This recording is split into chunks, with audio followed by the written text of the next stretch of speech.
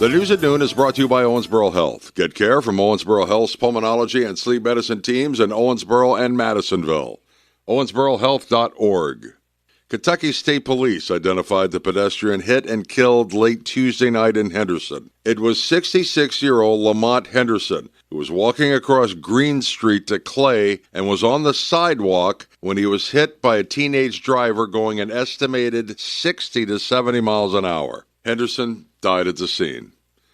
A Tell City Police sergeant honored for her service and sacrifice with the unveiling of a memorial monument. A portion of State Road 237 will be named in her honor. On July 3rd, 3 years ago, Sergeant Heather Glenn responded to a call at Perry County Memorial Hospital. During an exchange of gunfire, Sergeant Glenn was shot and killed. For more than 2 decades, Glenn served the citizens of Tell City with, quote, courage, compassion, and unwavering dedication. And Mesker Park Zoo and Botanic Garden has another new arrival, and they need help coming up with a name. Because the newborn colobus monkey has to be held 24/7, all of the adult females are taking turns holding the baby. We're told colobus monkey babies are born solid white and develop their signature black and white markings as they get older. Now, zoo officials still don't know if it's a boy or a girl, which might help in eventually naming the monkey. You can see this little one at the Children's Enchanted Forest. This is WIKY News. ABC News, I'm Michelle Franzen. There are security questions about the new Air Force One plane gifted from Qatar. President Trump telling reporters he was flying back from Europe on the old Air Force One so U.S. troops in the U.K. could see the new plane. Multiple sources say the Secret Service urged the president not to fly on the new plane out of Turkey due to differences in the security capabilities from the older version of Air Force One. More than a dozen Senate Democrats sent a letter earlier this week to the Secretary of the Air Force and the government contractor that converted the Qatari jet, pointing to reports that taxpayers might have spent $1 billion to outfit it for the president's use.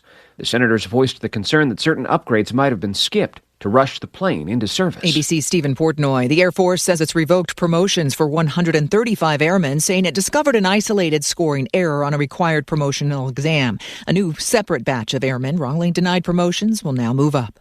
Former U.S. Olympian David Hearn appeared in court pleading not guilty for allegedly damaging the reflecting pool liner. This is ABC News. Of all the wireless companies in America, only one has 5 stars in every category from Consumer Reports, and that company is Pure Talk. Coverage, support, value, data. 5 stars across the board. Plus, no service contracts and no cancellation fees. Just phenomenal U.S. customer service on a crazy fast 5G network. Dial pound 250, say micro, and switch to a 5-star American wireless company that won't let you down. Pure Talk. WIKY News at Noon Market Report. Brought to you by Riverside Capital Management Group in downtown Evansville. From ABC News, Wall Street now. Despite renewed tensions in the Persian Gulf, oil prices have fallen a bit this morning, and stocks have risen in response. The Dow headed into the midday higher by 119 points, while the S&P was up 0.5%. The Nasdaq Composite was higher by 0.75%. It'll take a while for lower oil prices to trickle down to the gas pump. Gasoline has risen a nickel in one day to a national average $3.84 for a gallon of regular unleaded.